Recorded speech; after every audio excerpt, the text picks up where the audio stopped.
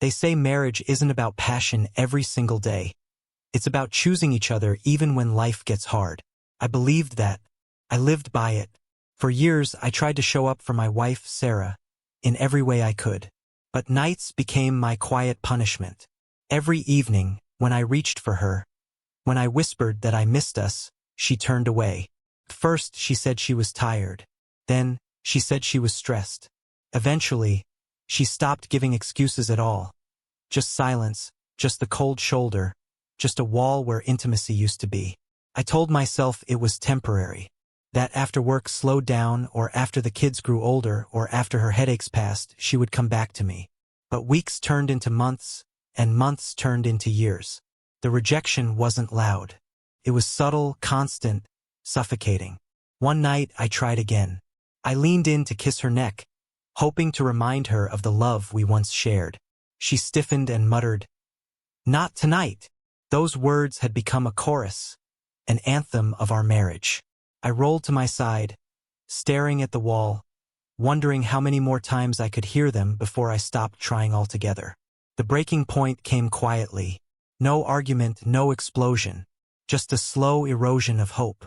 One morning, as the alarm buzzed, I got out of bed without looking at her. I brewed my coffee, packed my lunch, left the house before she even stirred. And you know what? Felt easier. No forced good mornings. No awkward glances across the breakfast table. No pretending we were still us. Day by day, that became my new routine. She denied me every night, so I avoided her every morning. I gave her exactly what she had given me: absence. First, she didn't notice, or maybe she didn't care. But after weeks of silence at dawn, she finally asked, "Why don't you even say goodbye anymore?" I looked at her then, really looked at her, and realized she had no idea how much damage she had done. Her question lingered in the air, but I didn't rush to answer. For years, I had begged for connection, pleaded for warmth, only to be met with sighs, excuses, or worse, silence. Now, she wanted to know why I no longer tried. I set my coffee mug on the counter and finally said, "Because it's easier to leave in the morning than to feel unwanted at night." She blinked, as if the words were foreign, as if she couldn't connect the dots between her refusals and my retreat. "You're exaggerating," she scoffed.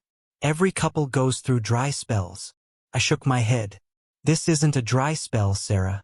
This is a drought, and I've been standing in it alone, waiting for rain that never comes." Her face tightened, defensive. "So what, you're punishing me now? You think ignoring me in the morning balances things out?" I took a deep breath, steadying my voice. "No, I'm not punishing you. I'm protecting myself. Do you know how humiliating it feels to reach for your wife and be rejected night after night? To feel like a stranger in your own bed?" She looked down, fiddling with the hem of her sleeve, but said nothing. For once, there were no excuses on her lips. I continued, softer now, but firmer too. "Do you realize what that does to a man? It's not about sex, Sarah. It's about connection.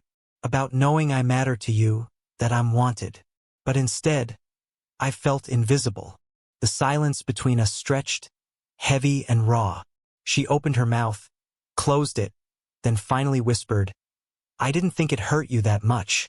Those words cut deeper than rejection ever had, because they revealed the truth. She hadn't even noticed.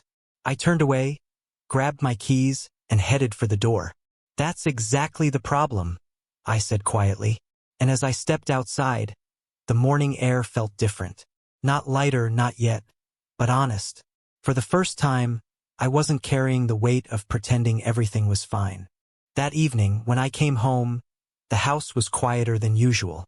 No television humming in the background, no clatter of dishes in the sink.